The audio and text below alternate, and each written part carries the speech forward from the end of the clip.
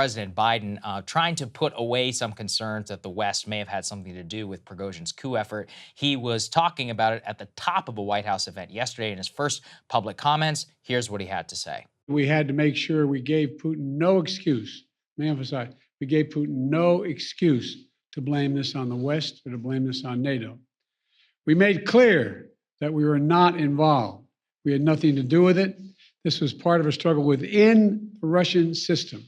Making clear we have nothing to do with it, Krystal. I mean, there hadn't been any reporting or whatever that we had. Of course, there was some of that about whether we had some information about the forthcoming coup, whether it was actually going to happen or not. But obviously, as we actually read earlier today in the show, Putin is still blaming the West and others for encouraging the military coup. Now, he probably is going to do that no matter what, whatever actually the details are. I do think it is interesting, though, to look and to see whether and how Putin will continue to message, because I actually think it is a mistake to blame this on the West and not point out Prigozhin's actually worst thing that he did, which is all intel currently indicates that whenever he was whining about not having enough ammunition and going after the defense ministry, he had all the ammo that he needed and he was hoarding it so he could mount a coup.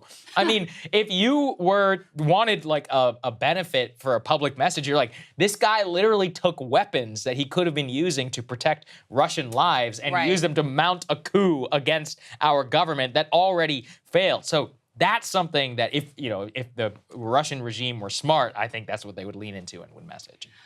You know, it's fascinating how this all went down as best as we understand it. So the reporting is the U.S. knew in advance and chose to do nothing, which I think, at least that's their line, is that they did nothing. And there's no evidence to suggest otherwise, but would be open to that evidence if it presents itself. I think that was a wildly dangerous gamble, insanely dangerous gamble. And I think it's reflective of the attitude of a lot of the blob here in Washington. And we saw it expressed online from, former Russian ambassador Michael McFaul as one example, that they were actively cheering for this war criminal mercenary maniac, head of a private army, to take control of a nuclear superpower.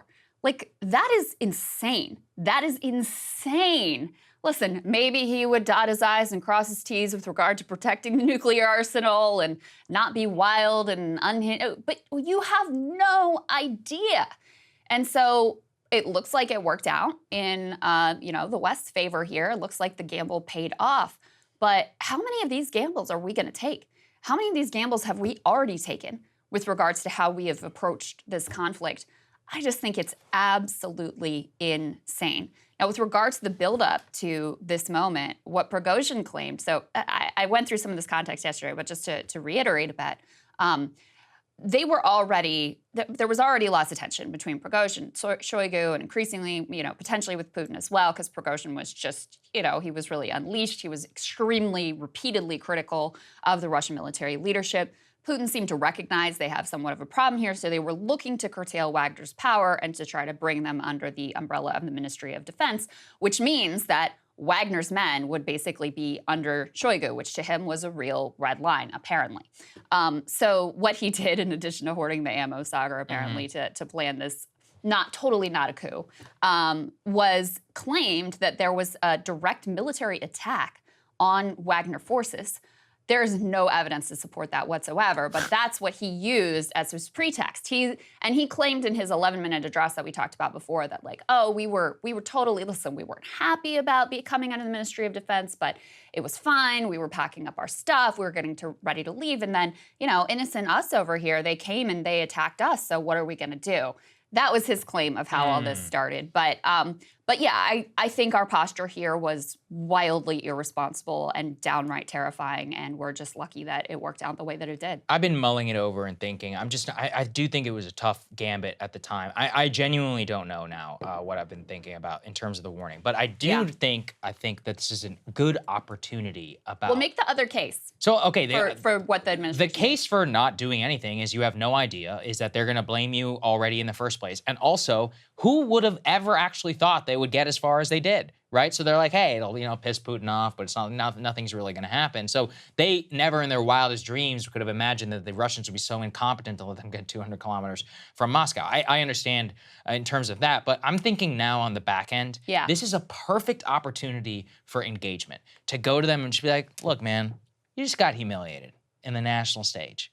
Just call it in Ukraine. We'll put pressure on the Ukrainians. Let's all just, we'll come together and we'll try and end this thing. And you can sail off into the sunset. You'll actually look better. You'll be stronger. You won't have as many problems. So couldn't you have done that, though, once you have the intelligence, but before the attempted coup actually happens? It's possible. Say, listen, this guy's a problem for you. We know he's planning this coup. Who knows how this is going to go?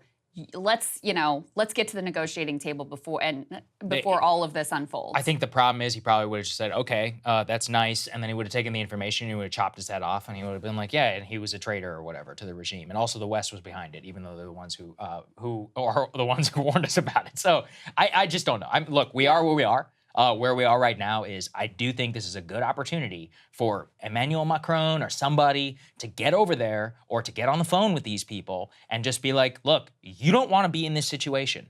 Macron has actually even said, he's probably the perfect one because he keeps saying Russia needs to be defeated but not destroyed in terms of the Putin regime. Yeah. And Putin would see him at the very least as a credible person whenever it comes to this. And he would say, I can go to the West, I can go to Biden, I can go to the UK, and I can go to all of them, and I can say that we can try and put some pressure here to try and bring this into a close. But you gotta pull out, or you gotta call it, or you gotta give us something so that we can make sure that we keep this all temperature down. But without any sort of engagement like this, the most likely option and scenario from the Russians is to double, triple down and to try and achieve some sort of military victory to justify the current chaos and the problems and the cost of what's going on in Ukraine. I mean, that's why I think it's a disaster. I think it's very likely that Putin sees the outcome of this war as completely existential to him personally.